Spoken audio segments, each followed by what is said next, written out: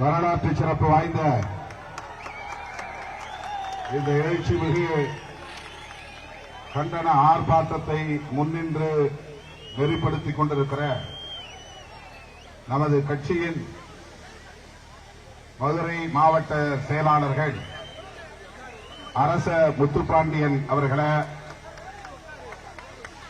தீபம் என்கிற சுடர்மொழி அவர்களே, வழக்குரைஞர் ரவிக்குமார் அவர்களே, சிந்தனை வளவன் காளிமுத்து ஆகிய தோழர்களே, இந்த நிகழ்வில் பங்கேற்று நம்மிடையே இந்த கனிம சுரங்கத்தால் ஏற்படவிருக்கும் பாதிப்புகள் குறித்தும் அதனை கைவிட வேண்டிய தேவையை வலியுறுத்தியும் விரிவாக உரையாற்றி அமர்ந்திருக்கிற பூ உலகின் நண்பர்கள் அமைப்பின் பொறுப்பாளர் தோழர் பிரபாகரன் அவர்களே, நமது கட்சியின் முன்னணி பொறுப்பாளர்கள் ஏசி பாவரசு அவர்களே, பாலசிங்கம் அவர்களே, தே ஆற்றலரசு அவர்களே, மோ எல்லாளன், சங்கத்தமிழன், செல்லப்பாண்டியன், கூகா பாவலன், ரே கனியமுதன், இன்குலாப், வில்லவன் கோதை,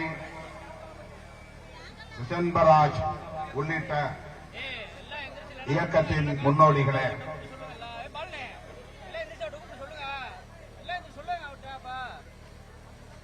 பல்வேறு மாவட்டங்களில் இருந்து, அண்டை மாவட்டங்களில் இருந்து, தென் மாவட்டங்களில் இருந்து வருகை தந்திருக்கிற மாவட்ட பொறுப்பாளர்களே, மாநில பொறுப்பாளர்களே, வட மாவட்டங்களில் இருந்து வந்திருக்கிறோம் என்று கைகளை உயர்த்தியிருக்கிற அன்பு தம்பிகளே, கண்ணு கெட்டிய தூர வரையில் கடலிட திரண்டிருக்கிற என் உயிரின் உயிரான விடுதலை சிறுத்தைகளே, உங்கள் அனைவருக்கும் என்னுடைய பணிவார்ந்த வணக்கத்தை தெரிவித்துக் கொள்கிறேன். இயற்கை எப்போதும் நம் பக்கம்தான். சிறுத்தைகள் வெப்பத்தில் உச்சி வெயிலில் அமர்ந்திருக்க கூடாது என்பதற்காக வானம் நம்மை காப்பாற்றிக் கொண்டிருக்கிறது, வெயிலில் இருந்து காப்பாற்றிக் கொண்டிருக்கிறது. நல்ல உச்சி வேளை, 2 மணி, இப்போது நண்பகல் 2 மணி. இந்த நேரத்தில் மாலை 6 மணியில் இருப்பது போல் இயற்கை நமக்கு ஒரு சூழலை தந்திருக்கிறது. சிறுத்தைகளின் போராட்டம் வெற்றிகரமாக நடக்கட்டும் என்று வாழ்த்துகிற இயற்கைக்கு முதலில் என்னுடைய நன்றியை உரித்தாக்குகிறேன். அரிட்டாப்பட்டி மற்றும் அதனை சுற்றியுள்ள கிராமங்களை பாதிக்கும் வகையிலான சுரங்க திட்டம் ஒன்றை இந்திய ஒன்றிய அரசு, மோடியின் தலைமையிலான பாஜக அரசு நடைமுறைப்படுத்துவதாக அறிவித்திருக்கிற சூழலில் அதனை எதிர்த்து இந்த பகுதியை சார்ந்த பொதுமக்கள் மட்டுமின்றி ஒட்டுமொத்த தமிழகமே குரல் கொடுத்துக் கொண்டிருக்கிறது. அந்த வரிசையில் லட்சக்கணக்கான விடுதலை சிறுத்தைகளும் இருக்கிறோம்.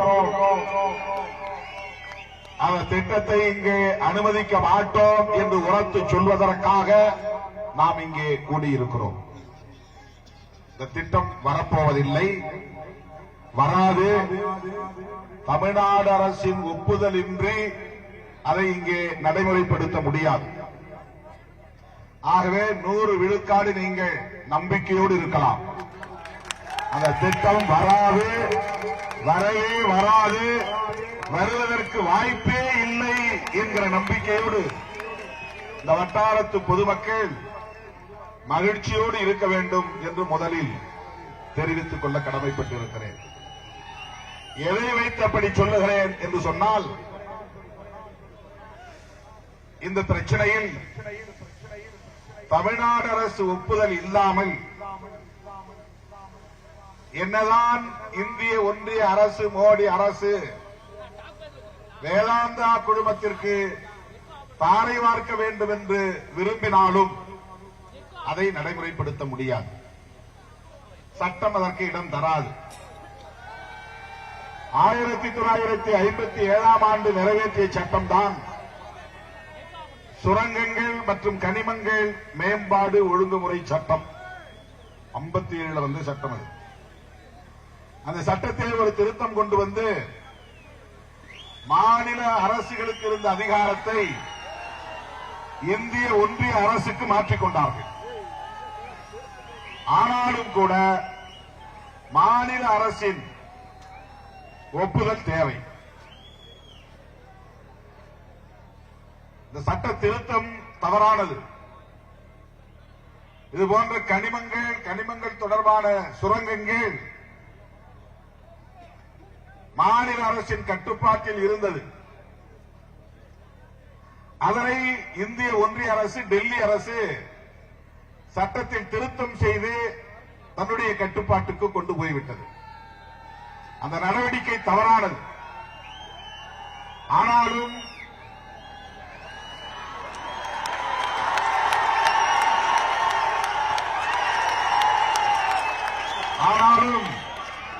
மாநில அரசின் ஒப்புதல் என்று அங்கே அவர்கள் போய் துளையிட முடியாது.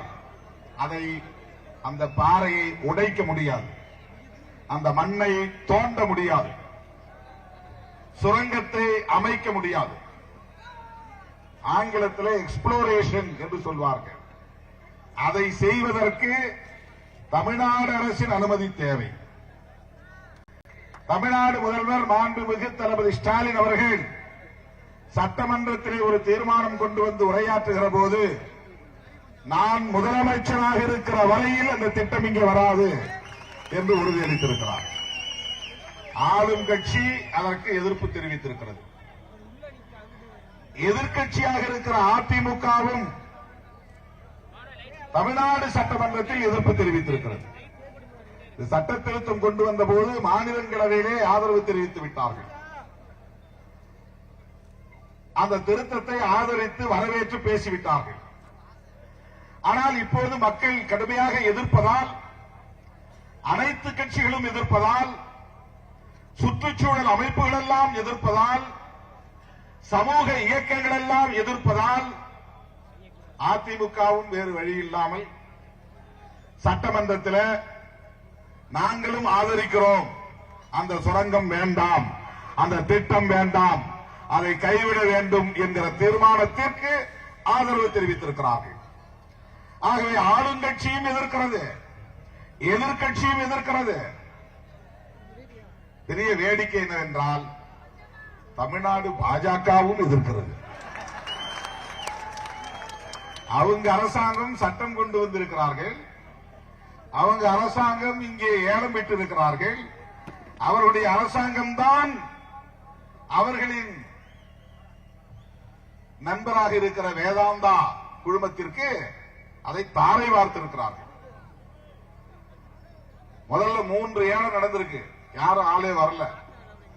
4வது ஏலத்துல வேதாந்தா குழுமம் உங்களுக்கு தெரியும், தூத்துக்குடியில துப்பாக்கி சூடு நடந்ததில்லை, அதுல 13 பேர் கொல்லப்பட்டார்கள் அல்லவா? அது எதற்காக? ஸ்டெர்லைட் என்கிற தாமிரத்தை உருக்குகிற ஆலை. அது கூடாது என்று மக்கள் எதிர்த்து போராடிய போது 100வது நாள் போராட்டத்தில் துப்பாக்கி சூடு நடத்தினார்கள். அதிலே 13 பேர் உயிரிழக்கும் நிலை ஏற்பட்டது. அப்படிப்பட்ட அந்த வேதாந்தா குழுவிலே ஒரு துணை அமைப்பு தான் இங்கே இந்துஸ்தான் ஜிங்க் லிமிடெட் என்கிற நிறுவனம் ஏலம் எடுத்திருக்கிறது. யார் விட்ட ஏலம்? தமிழ்நாடு அரசு ஏலமிடவில்லை. அந்த அதிகாரம் தமிழ்நாடு அரசுக்கு இல்லை. ஏலம் விட்டது இந்திய ஒன்றிய அரசு, டெல்லியிலே இருக்கிற மோடி அரசு. அந்த குழுமம் ஏலம் எடுத்திருக்கிறது. ஆகவே அந்த திட்டத்தை அவர்கள் ஏலம் விட்டாலும் கூட அதை தோண்டுவதற்கான அனுமதியை மாநில அரசு தர வேண்டும். தமிழ்நாடு அரசு அதற்கு எதிர்ப்பு தெரிவித்து விட்டது. எல்லா கட்சிகளும் எதிர்க்கிறோம், எல்லா அமைப்புகளும் எதிர்க்கிறோம். ஏன் எதிர்க்கிறோம்? அதை விளக்கி சொன்னார்கள். மண்ணுக்கு அடியிலே இருக்கிற கனிமங்களை தோண்டி எடுப்பதன் மூலம் ஒரு தேசத்தின் பொருளாதாரம் வளர்ச்சி அடையும். இப்ப கல் குவாரி இருக்கு, கல்லும் கூட அந்த குவாரியிலிருந்து வெட்டி எடுக்கிற கிரானைட், அதுவும் ஒரு வகையான கனிமம் தான். அது பயன்படுகிறது, நமக்கும் பயன்படுகிறது, வெளிநாடுகளுக்கு ஏற்றுமதி அனுப்பும். அந்த கல் குவாரிகளால் சுற்றுச்சூழல் பாதிக்கிறதா என்றால் பாதிக்கிறது. புழுதிப்படுகிறது, காற்று மாசுபடுகிறது. ஆனால் அதில் நச்சு கழிவுகள் இல்லை. நச்சுன்னா விஷம், விஷ கழிவுகள்னா பயன்படாத மற்றவற்றை வெளியே தூக்கி எறிகிற கழிவுகள். தாமிர உருக்காலையிலே கழிவுகள் உண்டு. அதே போல இங்கே வெட்டி எடுக்கவிருக்கிற கனிமம் என்கிற அந்த டங்ஸ்டன், அது ஒரு உலோகம் தான். உலோகம்னா என்ன? இரும்பு ஒரு உலோகம் தானே, பித்தளை ஒரு உலோகம் தானே, வெண்கலம் ஒரு உலோகம் தானே, வெள்ளி ஒரு உலோகம் தானே. அதை போல நூற்றுக்கணக்கான உலோகங்கள் மண்ணிலே இருக்கிறது. அது ஒரு வகையான பாறை படிவுதான். காலப்போக்கில் ஆயிரக்கணக்கான ஆண்டுகள் அப்படியே அது இறுகி இறுகி இறுகி கெட்டித்தட்டிவிடும், கடினமாக மாறிவிடும்.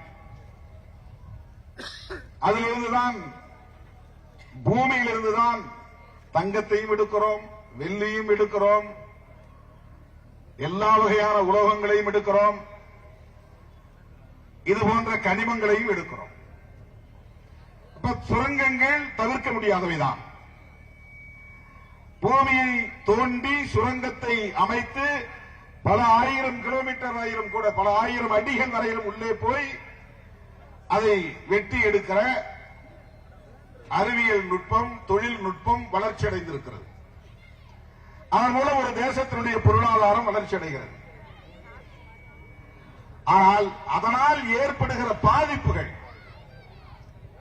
என்னென்ன பாதிப்புகள்? முதல்ல 5000 ஏக்கரை அவர்கள் கையகப்படுத்த போகிறார்கள். நான் இது தொடர்பாக பாராளுமன்றம் நடைபெற்றுக் கொண்டிருந்த சூழலில் இதற்குரிய அமைச்சர் கிஷன் ரெட்டி என்று ஆந்திராக்காரர், அவர் ஏற்கனவே எனக்கு அறிமுகமானவர் தான், இது தொடர்பாக உங்களை சந்திக்க வேண்டும் என்று தகவல் கொடுத்ததும் உடனே வர சொன்னார். நான் மனு எழுதி எடுத்துக்கொண்டு போனேன். அவர் ஒரு முக்கியமான கூட்டத்திலே பலரோடு பேசிக் கொண்டிருந்தார். நான் போனதும் அந்த கூட்டத்தில் இருந்து எழுந்து வந்து என்னோடு உட்கார்ந்து ஒரு 10-15 நிமிடங்களுக்கு மேலாக பேசினார். நான் சொல்லுவதெல்லாம் கேட்டுக்கொண்டார். அதன் பிறகு அவர் சொன்னார், உங்க அரசாங்கத்தினுடைய அனுமதி இல்லாம நாங்க என்ன பண்ண முடியும்? ஒன்றும் பண்ண போறதில்லை. தமிழ்நாடு அரசாங்கம் எதிர்ப்பு தெரிவித்திருக்கிறது. ஆனாலும் கூட இதனால் உங்களுக்குத்தான் நன்மை, இதிலிருந்து வரக்கூடிய வருமானம் டெல்லி அரசாங்கத்துக்கு வராது, தமிழ்நாடு அரசாங்கத்துக்கு தான் போகும் என்றெல்லாம் சொன்னார். அப்போது நாங்கள் சொன்னோம், அந்த பகுதி பல்வேறு அரிய வகை உயிரினங்கள் வாழக்கூடிய ஒரு உயிர் வாழ் மண்டலம், பல்லுயிர் வாழ் மண்டலம். தேவாங்குன்னு ஒரு உயிர் இருக்கு. குழந்தைங்க எல்லாம் சவளப்புள்ள வந்துச்சுன்னா தேவாங்க தொட்டா அந்த குழந்தை மேல அது தேவாங்க போய் உட்கார்ந்துச்சுன்னா அந்த குழந்தை மறுபடியும் நல்ல வளர்ச்சி அடையும் ஒரு நம்பிக்கை உண்டு. ரொம்ப ரேர் அனிமல் அது ரொம்ப ரொம்ப கிடைக்கிறது கஷ்டம். இந்த மாதிரியான வனப்பகுதிகளில் தான் இருக்கும். மனிதன் நடமாட முடியாத பகுதிகளில், வனப்பகுதிகளில் இருக்கும். வல்லூரின்னு சொல்லி நீங்க கேள்விப்பட்டிருப்பீங்க. ஆங்கிலத்தில் வல்ச்சர் அப்படின்னு சொல்லுவாங்க. அது ரொம்ப பறவைகளிலேயே வலுவான ஒரு பறவை. அது வந்து நம்ம இறக்கையில அடிச்சா மனுஷனை கீழே விழுந்துருவான். அதனுடைய நகங்கள் எல்லாம் கூரிய நகங்களா இருக்கும். எந்த பொருளை அது கவ்வி பிடித்தா அது திமிர முடியாது. நீங்க இப்ப கூட யூடியூப்ல நிறைய பார்க்கலாம். அது போல நிறைய வல்லூர்கள் பார்க்கலாம். பெரிய ஒரு 100 கிலோ எடையுள்ள மீனை கூட தூக்கிட்டு போகும் கடல்ல இருந்து.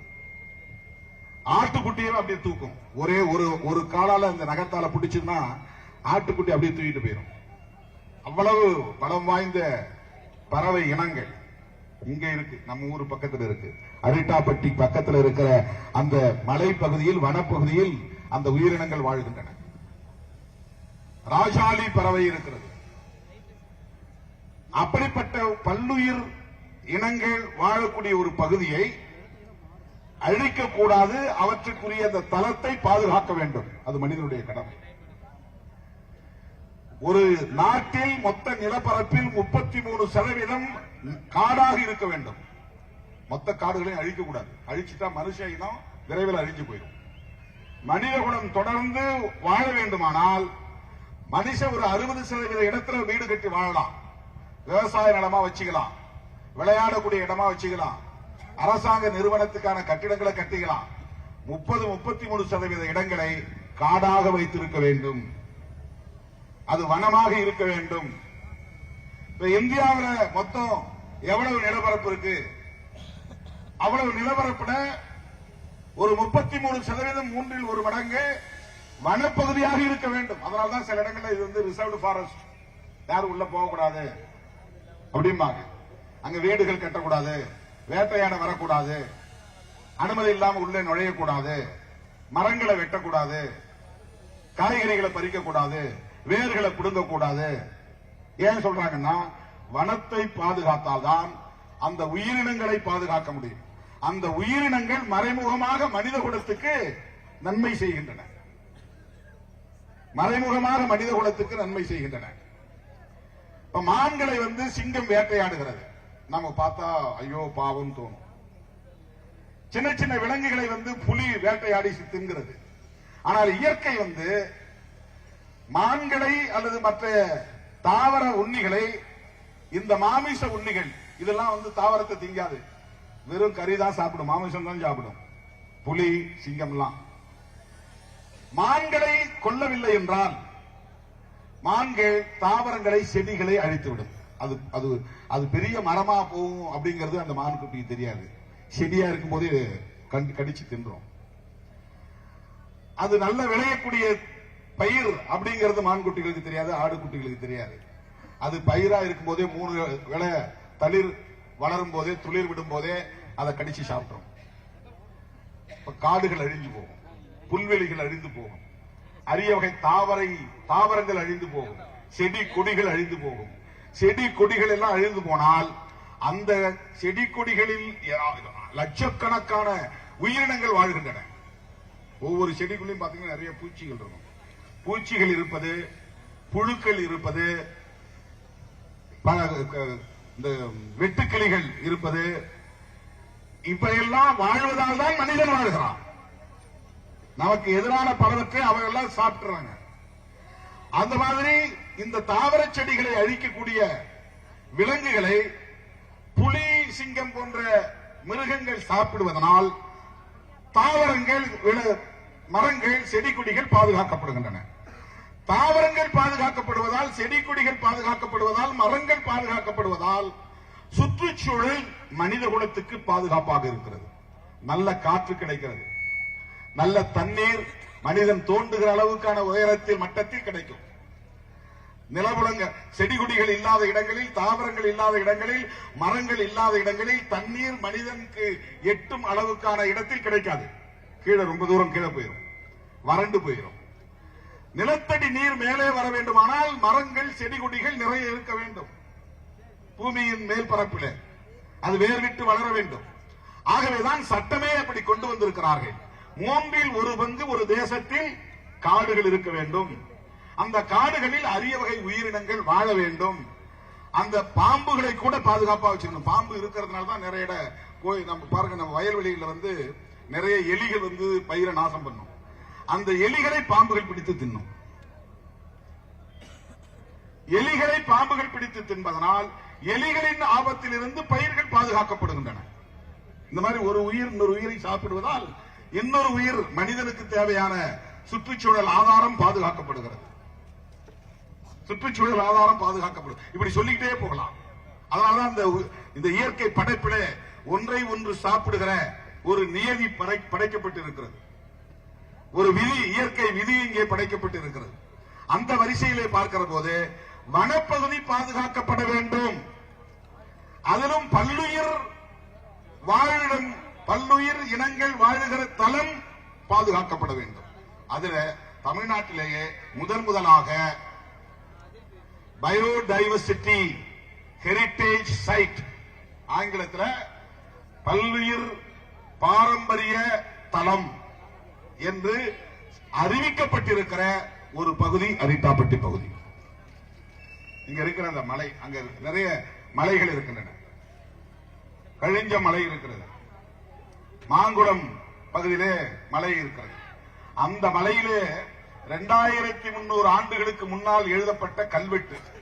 அப்பெல்லாம் பேப்பர் கண்டுபிடிக்கல, பேப்பர்ல எதையும் எழுதி வைக்கல, பனை ஓலைகள்ல எழுதி வச்சாங்க. ஆணிய தயார் செஞ்சு பனை ஓலையில எழுதி வச்சாங்க. நம்முடைய ஜாதகங்கள்லாம் கூட நம்ம காலத்திலே பனை ஓலையில எழுதி வச்சிருந்த பார்த்திருப்போம். ஒரு 100 வருஷத்துக்கு முன்னாடி கூட பனை ஓலையில ஜாதகம் எழுதி வைக்கிற வழக்கம் இருந்துச்சு.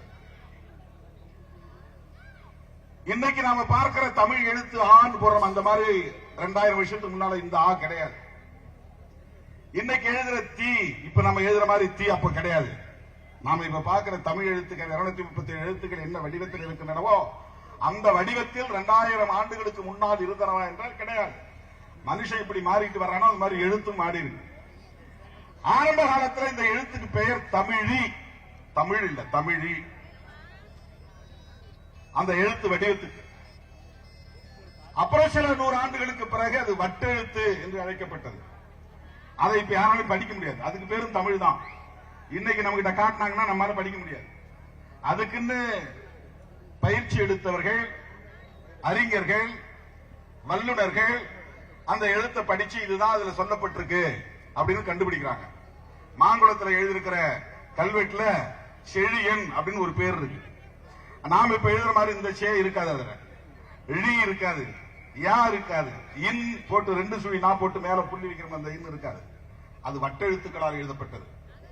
அது வட்டெழுத்து எது, அது என்ன பொருளை குறிக்கிறது என்பதை படிப்பதற்கென்று சில வல்லுநர்கள் இருக்கிறார்கள். அது ரொம்ப ரேர், அது எல்லாரும் அது மாதிரி படிக்க முடியாது. அதை வைத்தான் இங்க பிரபாகரன் பேசும்போது சொன்னார், நம்முடைய தமிழுக்கு செம்மொழிங்கிற ஒரு அந்தஸ்தை டெல்லி அரசாங்கம் தந்திருக்கு.